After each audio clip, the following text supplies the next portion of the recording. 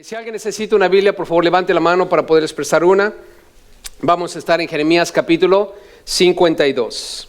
Jeremías capítulo 52. Si tienen su Biblia en la mano, por favor ábranla en Jeremías capítulo 52.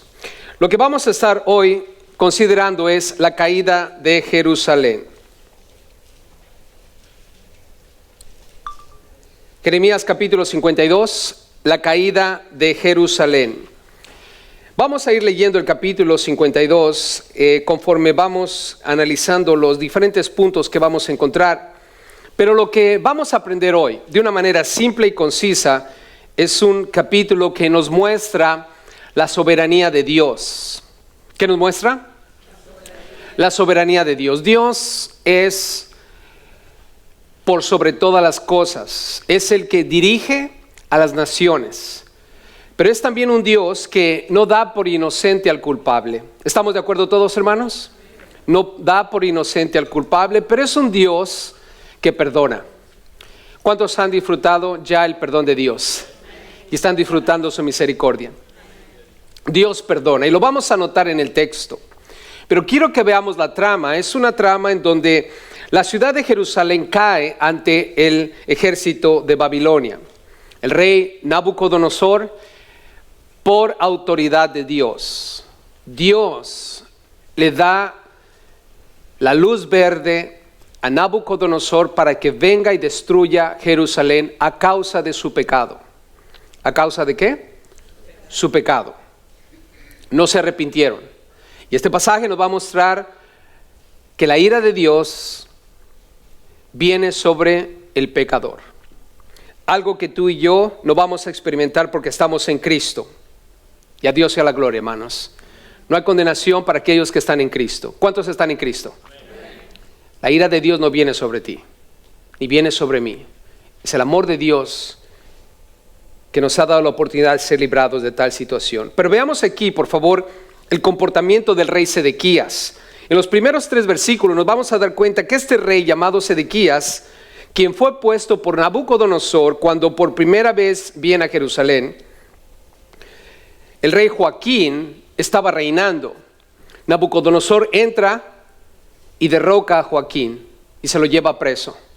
Y en su lugar deja a Sedequías. Pero veamos qué clase de persona era él. Versículo 1 dice: era Sedequías de edad de 21 años. ¿Cuántos años tenía? 21. Era un jovencito. Y comenzó a reinar y reinó 11 años en Jerusalén. ¿Cuántos años? 11. Su madre se llamaba Amutal, hija de Jeremías de Libna. Y dice la Biblia que hizo lo malo ante los ojos de Jehová. ¿Cómo fue su comportamiento, hermanos? Malo. Hizo lo malo ante los ojos del Señor, conforme a todo lo que hizo Joacim. ¿Qué es lo que él hizo de malo? Si tú lees el libro de Segunda de Crónicas, en el capítulo 36, te vas a dar cuenta que hubo 3 cosas que él hizo mal, que resalta sobre todo. Número 1, en Segunda de Crónicas 36 leemos que él desatendió la voz de Dios, que vino por boca de Jeremías. Ignoró la voz de Dios. La ira de Dios, hermanos, viene, número 1, a raíz de que el ser humano desatiende, no escucha la palabra de Dios. Este libro que tienes en tus manos es la palabra de Dios para nosotros hoy. ¿Estamos de acuerdo, iglesia? Dios te habla a través de su palabra. En aquellos entonces hablaba a través de profetas. Hoy nos habla a través de su palabra. En segundo lugar, fue un hombre que rompió su promesa de ser leal a Babilonia. Y lo hizo en el nombre de Dios. Y rompió su promesa. Y también, algo que él no hizo es reprender a sus líderes, quienes participaron de idolatría y a raíz de eso contaminaron la casa de Dios. No reprendió a sus líderes, permitió el pecado en la casa de Dios. Y nota lo que dice el versículo 3. Y a causa de la ira de Jehová contra Jerusalén y Judá, escucha esto, a causa de la ira de Jehová contra Jerusalén y Judá, llegó a echarlos de su presencia. Nota lo que Dios hizo, los echó de su presencia. Qué triste, ¿no creen, hermanos? El solo pensar, como hemos leído en Mateo, capítulo 7, Jesús dijo estas palabras: nunca os conocí, apartaos de mí, hacedores de maldad. Es lo más triste y más crucial que va a oír el pecador en aquel día si no se arrepiente. Las palabras de Jesús serán: apartaos de mí, hacedores de maldad. Recuerda que el Señor es santo, Dios es santo, y sin santidad nadie verá al Señor. Para que tú y yo podamos ser santos, necesitamos arrepentirnos de todos nuestros pecados, pedirle perdón a Dios y entregarle nuestra voluntad para que Él venga a ser el Señor y Salvador de nuestras vidas. Dios desechó al pueblo de Israel porque se rebelaron contra su voluntad. Veamos en el versículo 4 al 7. ¿Qué es lo que ocurrió? La ciudad es sitiada. Babilonia vino, y note lo que dice el 4: aconteció por tanto a los 9 años de su reinado. ¿Cuántos años reinó él? 11. En el año 9, 2 antes de que dejara de reinar, en el mes 10, a los 10 días del mes, vino Nabucodonosor, rey de Babilonia, él y todo su ejército contra Jerusalén, y acamparon contra ella, y de todas partes edificaron contra ella baluartes. Baluarte, hermanos, es un muro de contención. Babilonia lo sitió de manera que nadie podía escapar. Estaban completamente acorralados. Y dice en el versículo 5: y estuvo sitiada la ciudad hasta el 11º año del rey Sedequías. Quiere decir que por 2 años, hermanos, la ciudad estuvo acorralada. Nadie podía entrar, nadie podía salir. Imagínate que pusieran un corral, un cerco alrededor de tu casa para que no puedas salir durante 2 años. ¿Qué va a pasar eventualmente después de 2 años, hermanos? ¿Cuántos de ustedes podrán sobrevivir después de 2 años encerrados en su casa? Es imposible.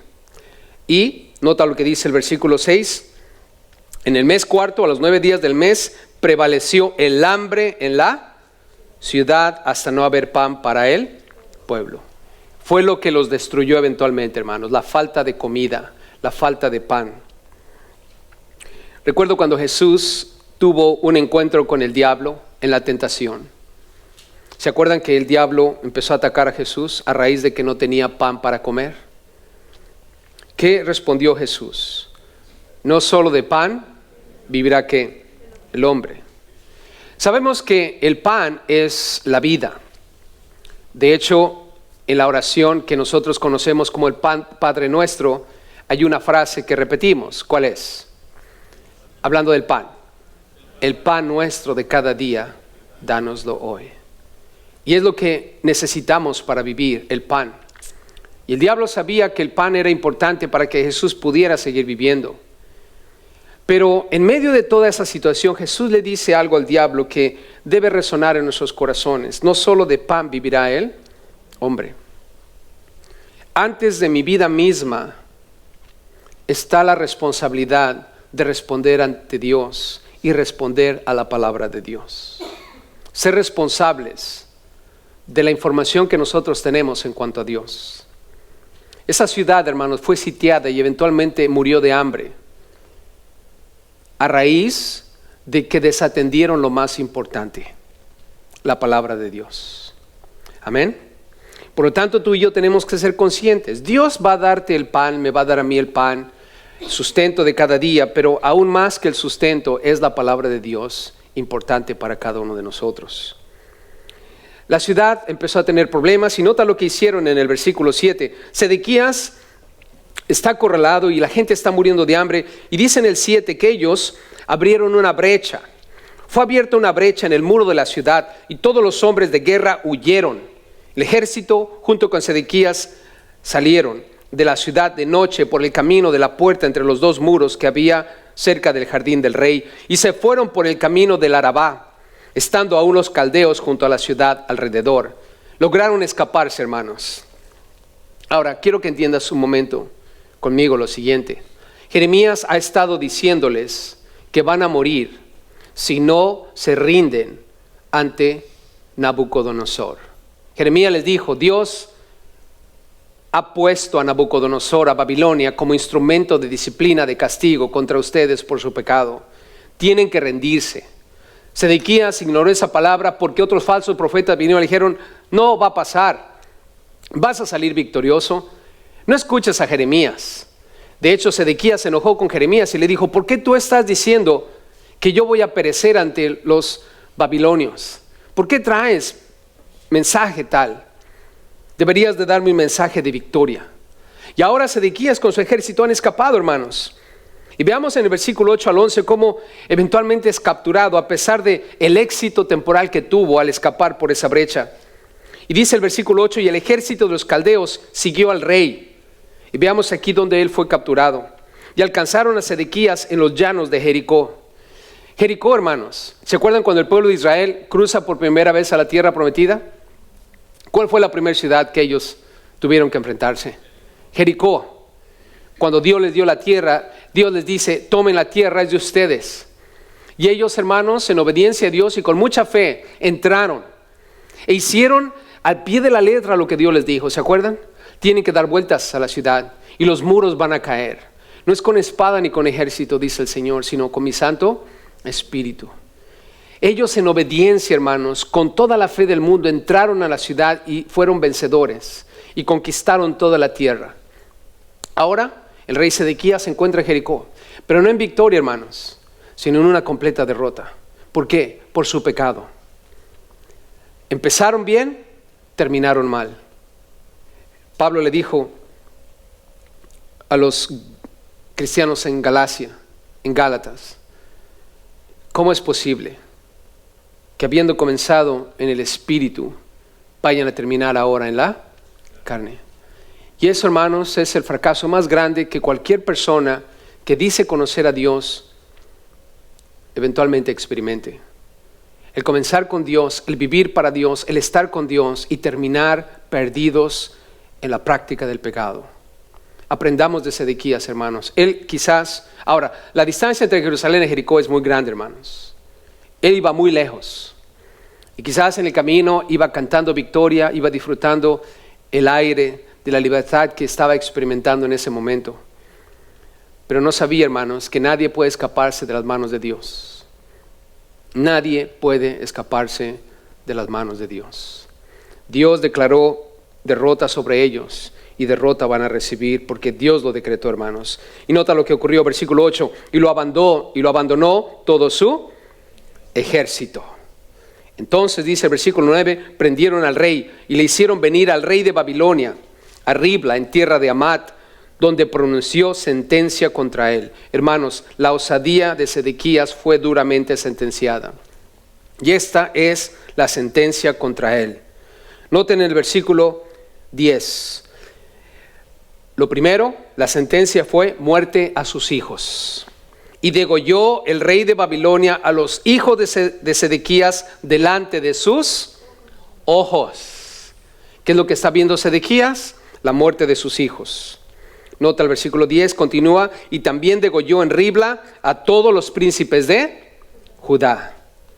Murieron también ante los ojos de Sedequías. Pero ahora nota esta sentencia. La sentencia también fue, hermanos, sacarle los ojos. No obstante, el rey de Babilonia solo le sacó los ojos a Sedequías y le ató con grillos y lo hizo llevar a Babilonia. ¿Qué fue lo último que vio Sedequías? La muerte de sus hijos. La muerte de sus seres queridos. Hermano, el pecado de Sedequías llevó a la muerte a sus propios hijos y a sus príncipes, sus siervos. La realidad de lo siguiente, hermanos, cada padre de familia es responsable de su familia. Y como padres nosotros necesitamos enseñarle las escrituras a nuestros hijos. Es nuestra responsabilidad.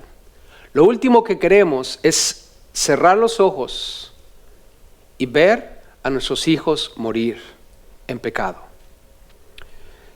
Cada uno de nosotros como padres tiene esa responsabilidad. Lamentablemente, Sedequías no tuvo éxito en llevar a sus hijos a la victoria. Por su pecado, toda su familia quedó muerta ese día y él quedó ciego y murió ciego. El pecado, hermanos, te deja en tinieblas. Recuerda que Jesús es la luz y las tinieblas no prevalecen sobre la luz prevalece sobre las tinieblas.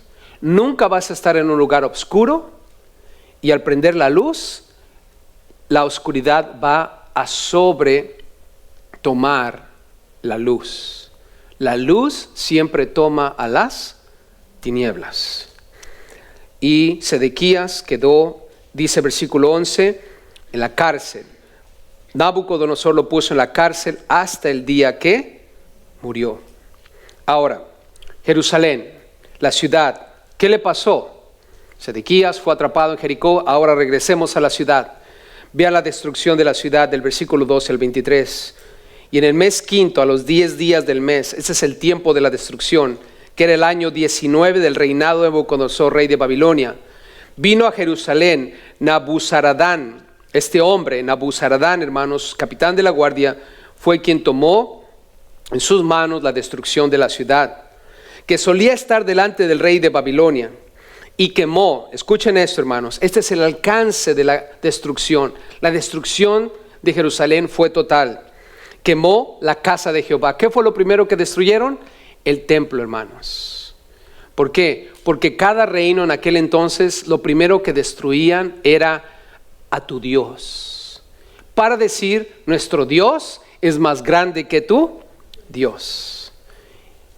El Dios de los babilonios, en pocas palabras, ha vencido al Dios de Israel. Pregunta, cristianos, ¿eso es verdad? No, nadie puede vencer al Dios de Israel. Nabucodonosor, en su mente entenebrecida, en este momento no entiende que Dios está detrás de todo esto. Tú y yo, en el libro de Daniel, hemos leído cómo Dios después destruye a Babilonia. Quemó la casa de Jehová y la casa del rey y todas las casas de Jerusalén. Escucha esto, todas las casas de Jerusalén. O sea, el templo fue destruido, el palacio fue destruido y todas las casas, hermanos. ¿Qué nos muestra esto? Cuando una sociedad está en pecado, la religión es afectada, la parte espiritual, el gobierno es afectado, la parte institucional, y después las casas, las familias, la sociedad, la base de la sociedad, hermanos, queda afectada. Por eso es importante que nosotros atendamos lo que la Biblia dice: orad por nuestras autoridades, orad por los que están en eminencia.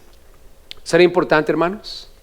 Orar por el presidente, orar por el gabinete, orar por el concejal de nuestra ciudad, el gobernador de nuestra ciudad, y a la par con ello, orar por las iglesias de la ciudad. ¿Acaso no es verdad, hermanos, que también las iglesias pueden corromperse? Necesitamos entender que el pecado abarca extensamente todos los ámbitos de nuestra vida en esta sociedad en que vivimos. Ellos fueron totalmente destruidos. Dice el versículo 13, destruyó con fuego todo edificio grande. 14, y todo el ejército de los caldeos que venía con el capitán de la guardia destruyó todos los muros en derredor de Jerusalén. Nota, los muros. ¿Para qué sirven los muros, hermanos? Para proteger. ¿Por qué tienes una barda en tu casa? ¿Por qué hay bardas en tu casa? O espero que haya bardas en tu casa. ¿Es para qué? Para protegerte, ¿no es cierto? Para protegernos. Es importante que haya un muro alrededor tuyo. Para ellos lo era en gran manera. ¿Qué es lo que ha pasado ahora, hermanos? El muro está destruido. ¿Qué quiere decir esto? La ciudad de Jerusalén no es más una ciudad de seguridad y protección. ¿Por qué? Porque el Señor ha destruido sus muros. ¿Qué quiere decir eso, hermanos? Tanta gente en el mundo vive con un muro a su alrededor. y dice, yo estoy seguro, yo tengo dinero, yo tengo una profesión, yo tengo inteligencia, yo tengo habilidades, etcétera, etcétera, etcétera. Y por lo tanto no necesito a Dios.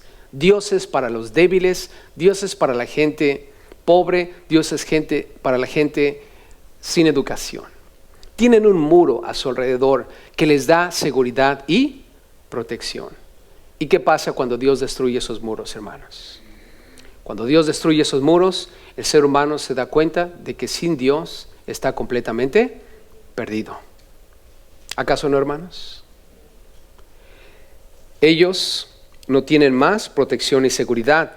Nota lo que pasó con los cautivos después de la destrucción. Versículo 15. E hizo transportar Nabuzaradán, capitán de la guardia, a los pobres del pueblo y a toda la otra gente del pueblo que había quedado en la ciudad, a los desertores que se habían pasado al rey de Babilonia y a todo el resto de la multitud del pueblo. Mas de los pobres del país dejó Nabuzaradán, capitán de la guardia, para viñadores y labradores. ¿Qué tenían que hacer esa gente pobre? Cuidar de los campos. ¿Por qué? Porque los babilonios iban a regresar durante el tiempo de la cosecha para llevarse todo lo que ellos necesitaran, porque ahora ellos eran los dueños de la tierra. Nada tontos, hermanos, fueron inteligentes en ese sentido. 17. Nota ahora el botín que se llevaron, hermanos.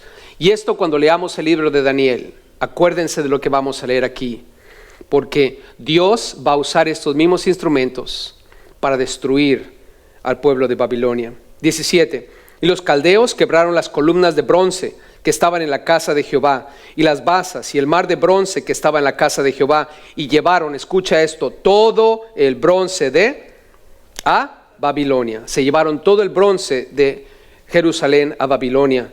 Se llevaron también los calderos, las palas, los despabiladeras, los tazones, las cucharas y todos los utensilios de bronce con que se ministraba, y los incensarios, tazones, copas, ollas, candeleros, escudillas y tazas. Escucha esto, lo de oro por oro, o sea, lo mejor del oro, y lo de plata por plata, lo mejor de la plata, se llevó el capitán de la guardia. Y no solo eso, también dice el versículo 20, las 2 columnas, un mar y los 12 bueyes de bronce que estaban debajo de las basas que había hecho el rey Salomón en la casa de Jehová. El peso del bronce de todo esto era incalculable. Hermanos, este fue el botín que se llevaron de bronce, algo incalculable.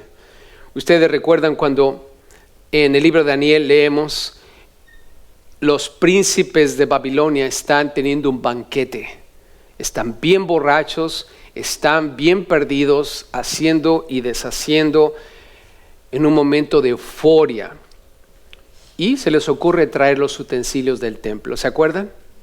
Para tomar. Y entonces salió la mano y escribió ¿sobre qué? Sobre la pared. Y ese día, hermanos, el pueblo de Babilonia cayó ante el imperio medo-persa que vino para destruirlos. Hermanos, el Dios de Israel nunca ha estado muerto, nunca puede ser vencido. Él eventualmente vence a Babilonia. Ellos se llevaron todo eso, hermanos. Vean ahora el versículo 21. Destruyeron la belleza del lugar al final del día. En cuanto a las columnas, dice, la altura de cada columna era de 18 codos y un cordón de 12 codos la rodeaba. Y su espesor era de 4 dedos y eran huecas. Y el capitel de bronce que había sobre ella era de una altura de 5 codos, con una red y granadas alrededor del capitel, todo de bronce. Y lo mismo era lo de la segunda columna con sus granadas. Había 96 granadas en cada hilera, todas ellas eran cientos sobre la red alrededor. Eso habla, hermanos, de la belleza del templo. Era el templo de Salomón, que fue destruido en aquel día. Ahora vean cómo Babilonia asesina a los cautivos. Versículo 24 al 27. Tomó también el capitán de la guardia a Seraías, el principal sacerdote, a Sofonías, el segundo sacerdote, y 3 guardas del atrio. Y de la ciudad tomó a un oficial que era capitán de los hombres de guerra, a 7 hombres de los consejeros íntimos del rey, que estaban en la ciudad y al principal secretario de la milicia que pasaba revista al pueblo de la tierra para la guerra. Y 60 hombres del pueblo que se hallaron dentro de la ciudad. Los tomó pues Nabuzaradán, capitán de la guardia, y los llevó al rey de Babilonia en Ribla. Y el rey de Babilonia los hirió y los mató en Ribla, en tierra de Amat. Escucha esto: así Judá fue transportada de su tierra. Todos los principales, todos los sacerdotes que estaban en ese momento, los de autoridad, fueron asesinados. Y los demás, dice aquí, fueron transportados de su tierra. Pregunta, ¿de dónde, hermanos? ¿De su qué? ¿De su qué? De su tierra. ¿Por qué les enfatizo esto, hermanos? ¿Saben que en nuestros días la gente cuestiona la tierra de Israel? ¿Saben que los palestinos, los iraníes, los de Siria, cuestionan el hecho de que Israel está en su tierra? Y declaran y dicen que Israel no tiene tierra y que nunca han tenido tierra, que son invasores. ¿Qué dice la palabra de Dios aquí, hermanos? Ellos fueron llevados ¿de dónde? ¿De dónde? De su tierra. Hermanos, esa tierra que Israel tiene en este momento le pertenece a Israel. Ellos han estado ahí por miles de años. ¿Quién se las dio? Dios. ¿Alguna duda al respecto, hermanos? Bueno, veamos ahora del 28 al 30. Judá es llevada cautiva. Y eso es lo que el pecado hace, hermanos. El pecado es muerte y cautividad. Espiritualmente hablando, recuerda, la Biblia dice, nosotros estábamos muertos en nuestros delitos y pecados. El pecado es muerte espiritual y también cautiverio. La Biblia dice claramente que tú y yo, en Hebreos lo hemos leído, fuimos librados de la autoridad del diablo, bajo el cual estábamos todos cautivos. Aquí dice el versículo 28, este es el pueblo que Nabucodonosor llevó cautivo en el año séptimo a 3,023 hombres de Judá. Mira el número, 3,023. En el año 18, dice el 29 de Nabucodonosor, él llevó cautivas de Jerusalén a 832 personas. 832. 30. El año 23 de Nabucodonosor, Nabuzaradán, capitán de la guardia, llevó cautivas a 745 personas de los hombres de Judá. Todas las personas en total fueron 4,600. Esto solamente es un ejemplo del número que fue llevado. En Segunda de Reyes, capítulo 24, hermanos, leemos que fueron llevados 10,000 cautivos más. Pero ahora, vean la conclusión de este capítulo, la conclusión del libro de Jeremías. ¿Se acuerdan del rey Joaquín que hablamos al principio? Quien estaba reinando cuando Nabucodonosor llega, lo toma cautivo, preso, y se lo lleva, y en su lugar deja a Sedequías, este hombre malo, perverso, que llevó a destrucción al pueblo de Israel eventualmente. ¿Qué pasó con Joaquín? Vean lo que la Biblia dice al respecto. Versículo 31, el rey Joaquín, hermanos, es puesto en libertad. Y para mí, hermanos, esa es la bondad de Dios y la mano misericordiosa, llena de gracia del Dios que tú y yo adoramos, al Dios a quien le pertenecemos. Y sucedió que en el año 37 del cautiverio de Joaquín, rey de Judá, ¿cuántos años llevaban cautiverio, hermanos? ¿Cuántos? 37 años. Wow. ¿Quién de ustedes podría pensar después de 37 años que todavía hay esperanza? Imagínate 37 años en la cárcel.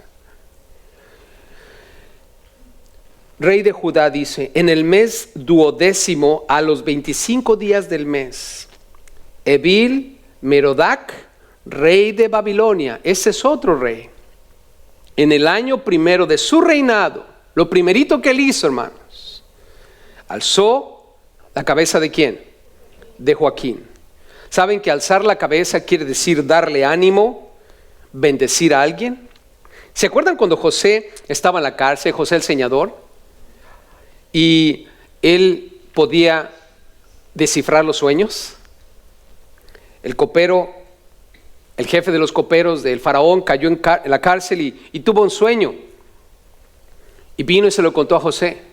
Y José le dijo, al cabo de 3 días levantará Faraón tu cabeza y te restituirá a tu puesto y volverás a servir al Faraón. El Faraón va a levantar tu cabeza. ¿Qué quiere decir eso, hermanos? Cuando alguien anda todo el tiempo agachado, cuando alguien agacha la cabeza, es porque trae un peso muy grande sobre sí. Y la expresión levantar tu cabeza es darte ánimo, darte esperanza, darte una razón para volver a vivir. Y aquí dice la Biblia que Evil Merodach levantó la cabeza de ¿quién, hermanos? De Joaquín. ¿Cuántos de ustedes, cuántos de nosotros Dios ha levantado nuestra cabeza una vez más, hermanos? ¿Saben? Lo primero que yo hice cuando me di cuenta de que el pecado me iba a llevar al infierno, lo primero que yo hice fue agachar la cabeza. ¿Por qué? Porque me di cuenta del peso que había sobre mi vida. La paga del pecado es muerte, hermanos. Sin embargo, Dios levantó nuestra cabeza. Dios te ha dado a ti y a mí esperanza en Cristo Jesús. Jesús dijo, el que cree en mí, aunque esté muerto, vivirá. ¿Crees esto, hermano? ¿Lo crees? ¿Sabes que cuando tú y yo cerremos nuestros ojos, vamos a estar en la presencia del Dios Todopoderoso, el Dios de Israel? El Dios que levanta nuestra cabeza. El Dios que va a estar contigo como estuvo con Joaquín. Cada vez que hay un peso sobre tu vida, cada vez que hay un problema sobre tu vida, créelo, Dios va a levantar tu cabeza. Lee la Biblia, lee las promesas, recárgate siempre, inclínate siempre en aquello que es seguro, y esto es Dios. Mira lo que le pasó a Joaquín. La Biblia dice que el rey alzó la cabeza de Joaquín, rey de Judá, y lo sacó de la cárcel. ¿Qué hizo, hermanos? Lo sacó de la cárcel. Y fue lo que hizo Dios contigo, conmigo. Nos sacó de la prisión en que nos encontrábamos y nos dio libertad. 32. Y habló con él amigablemente. Nota, e hizo poner su trono sobre los tronos de los reyes que estaban con él en Babilonia. ¿Qué hizo Evil Merodach? Le puso un trono sobre los tronos. ¿Sabes que tú y yo estamos sentados juntamente con Cristo en los lugares celestiales? ¿Cuántos dan gracias a Dios por eso? Tú y yo somos coherederos con Cristo Jesús. Tú y yo tenemos un trono a la par del trono de nuestro Señor Cristo Jesús. ¿Por qué, hermano? ¿Porque somos buenos? No, porque Dios es bueno. Y nota, 33, le hizo mudar también los vestidos de prisionero. ¿Sabes que tú y yo vamos a ser vestidos de vestiduras blancas? Eso es glorioso, hermano. Aquí en la tierra, obvio, tenemos que despojarnos del viejo hombre y ponernos el nuevo hombre.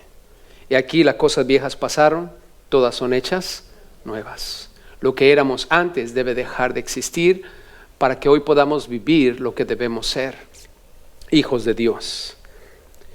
Versículo 33 al final dice, y comía pan. ¿Se acuerdan qué es lo que faltó en Jerusalén cuando Babilonia sitió la ciudad? Faltó pan.